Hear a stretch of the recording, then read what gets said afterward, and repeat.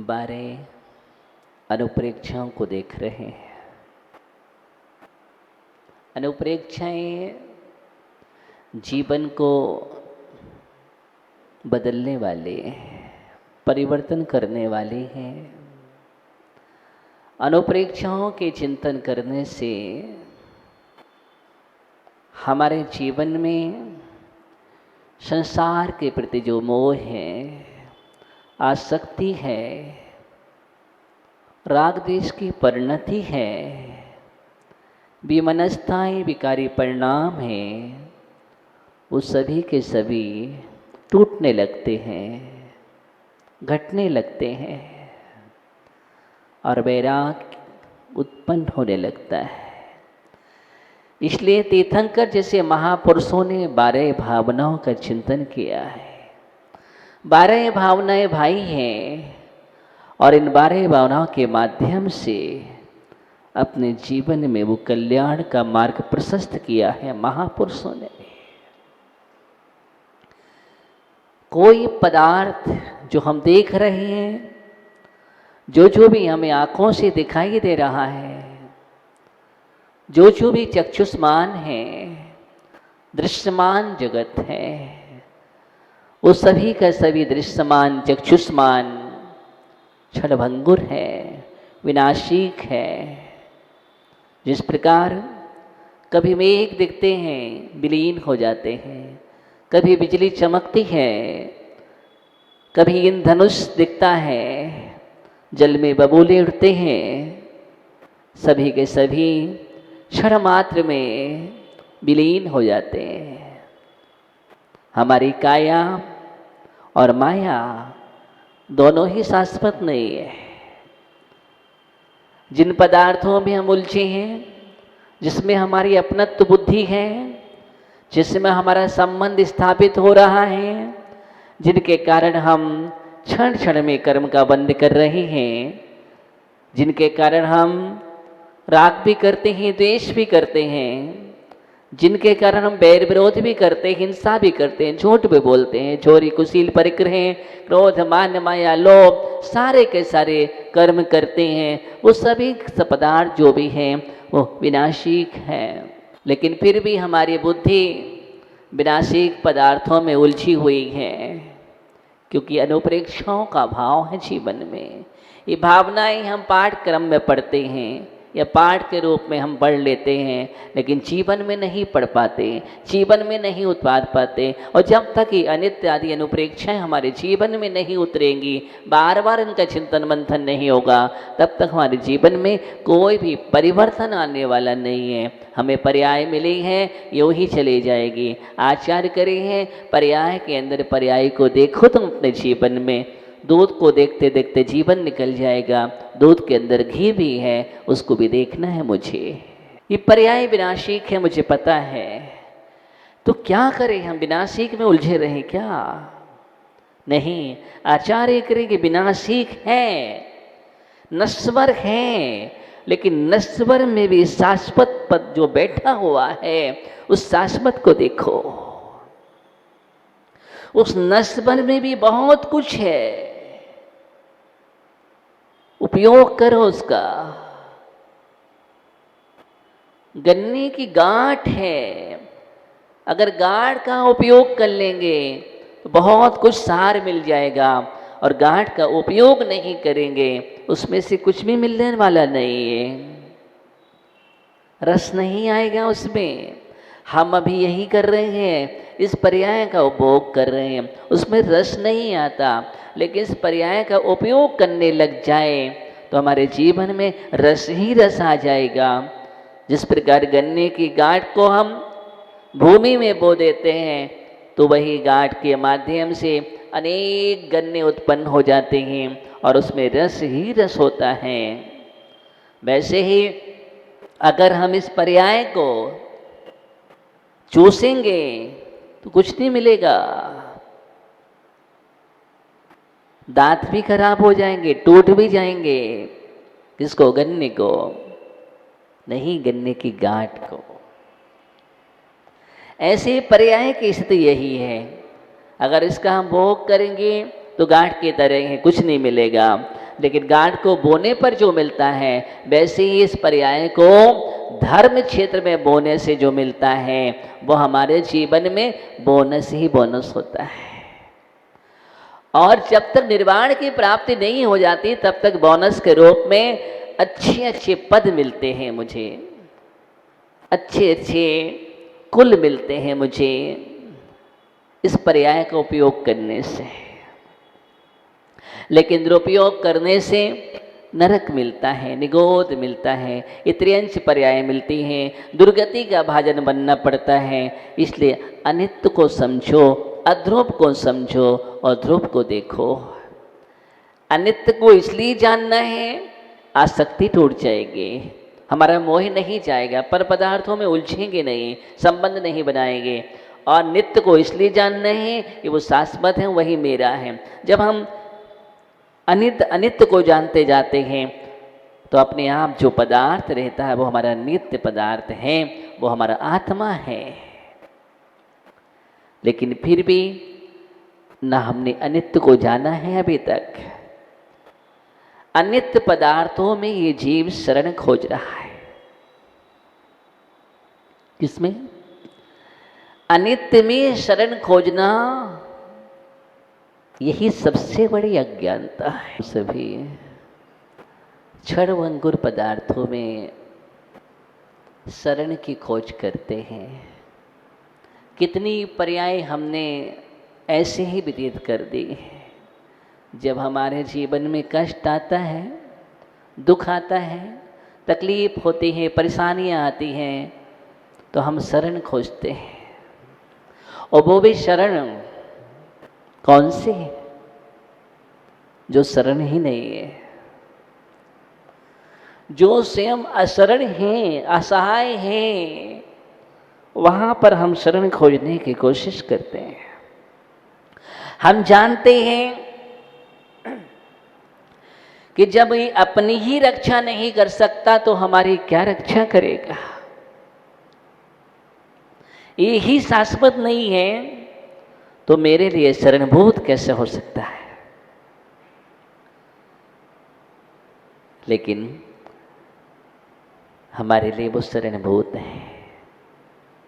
माता शरण है, पिता शरण है, परिवार शरण है, कुटुंब शरण है, मेरा भवन, मेरी कोठी, मेरी संपदा,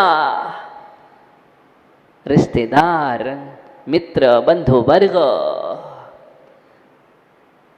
कोट, दुर्ग, किले, सम्राट, ये सब रक्षक होंगे।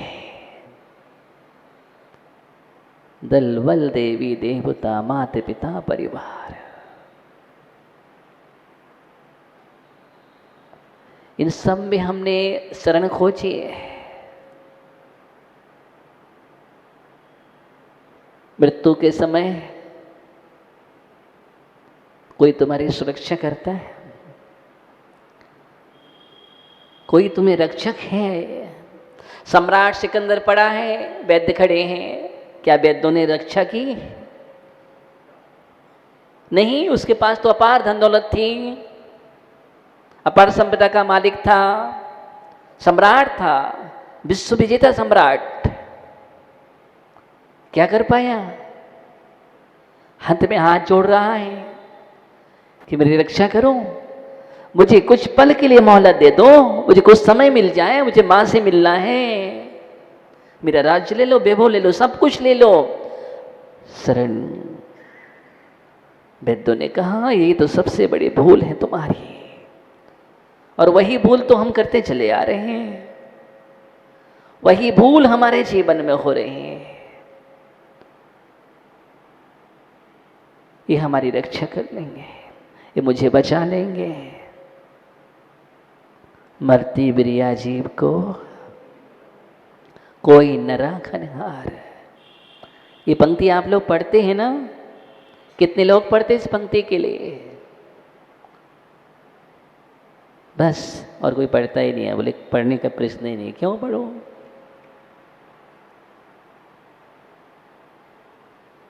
बहुत लोग 12 भावना नहीं पढ़ते हैं कि वैराग्य न हो जाए। बहुत कम लोग हैं जो बारे भावना को पढ़ते होंगे, बहुत कम लोग हैं। पढ़ना मैं कह रहा हूँ, जो बारे भावना को पढ़ते हैं उसमें डूब जाते हैं। एक बात आपको बतला दूं, ये बारे भावना ऐसी है, अगर वास्तव में इसकी गहराई में डूब जाओ तो हम बड़े से बड़े कष्टों को सहजता से सह सकते हैं। बड़े से बड़ी परेशानियां भी जीवन में आ जाएं, विपत्तियां आ जाएं, लेकिन समता भाव के साथ बड़े से बड़े कष्ट और बड़े से बड़े दुख भी पता नहीं चलते जब इन अनुप्रेक्षाओं का चिंतन करते हैं। मैंने तो प्रैक्टिकल किया है।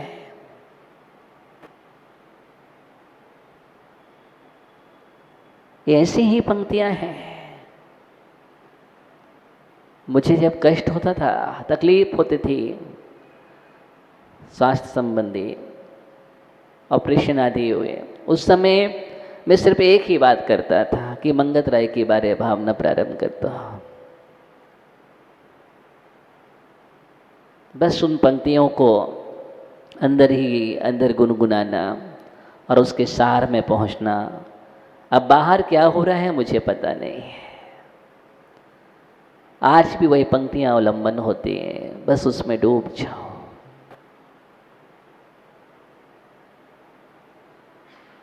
इतना रहस्य भरा हुआ है। ये बात सत्य है, करके पंक्तियों को अपने जीवन में उतार लो तो गारंटी है तुम्हारे हाथ में बिची का मंडल आ जाएगा। एकदम जिस राग रंग में तुम डूबो, एक क्षण में तुमसे कहना नहीं पड़ेगा, लेकिन तुम इसलिए उन पंक्तियों को अच्छी तरह से पढ़ते ही नहीं हो।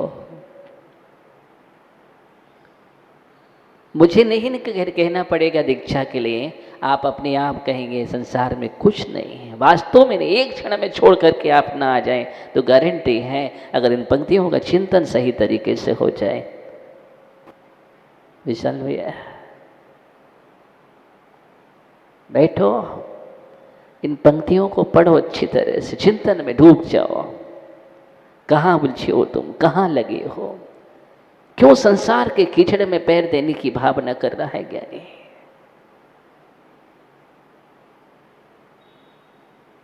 लोग कीचड़ को छोड़ करके इस मार्ग पर जाते हैं। भगवान बनने का जो मार्ग है सुंदर, इस पर्याय से बना जा सकता है, और कोई पर्याय नहीं और कोई कुल नहीं है, कोई भी नहीं है। एकमात्र पर्याय मिली है तुम्हें ये, और एक कुल मिला है तुम्हारे लिए, जहां भगवान बनने का मार्ग प्रशस्त है। दुनिया के सर्वोच्च पद पर तुम पहुंच सकते हो और सर्वोच्च बन सकते हो। परम पद पर स्थापित होने का ये मार्ग मिला है तुम्हारे लिए। अनिवेश सुन रहा है ना यार?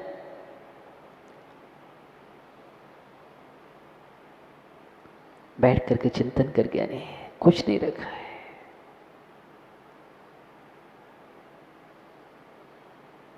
आज तुमने पुरुषार्थ कर लिया इस पर्याय में, गारंटी है भगवान बन जाएगा। और आज तुम इस संसार में खो गए हैं तो अभी खोते चले आ रहे हो, कुछ भी नहीं है, सार नहीं है। छीलते रहो प्याज के छिलके की तरह। क्या मिलता है? छिलका छिलका छिलका, छिलकों का जोड़ प्याज। जीवन में और क्या मिलता है? ये भोग क्या है? ये संसार जिनमें तुम उलझना चाह रहे हो या उलझे हो, कुछ नहीं है।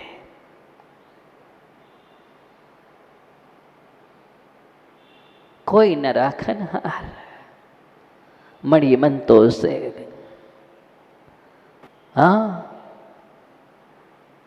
मणि मन तो से रखा है गए सेले बिछाएगो, जीवाणम नहीं शरणम तिस्सु लोहे मरण समयम में।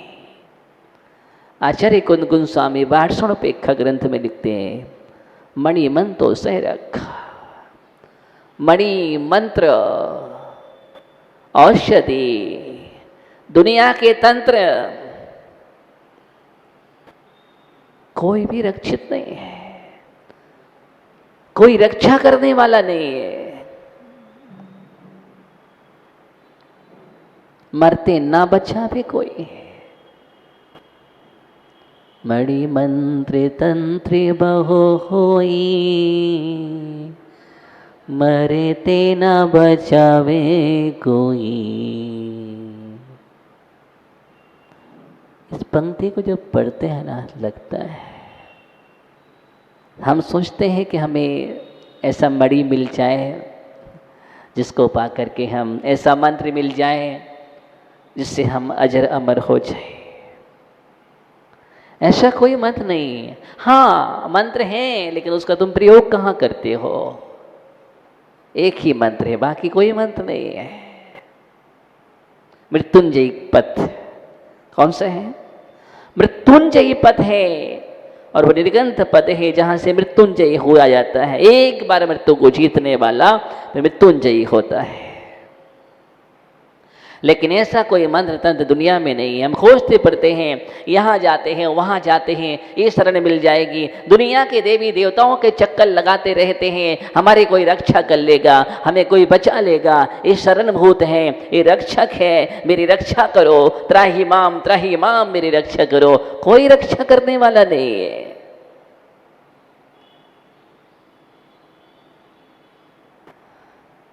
जब जिस क्षण तुम्हारा काल यमराज आएगा, तुम्हें लेके चला जाएगा।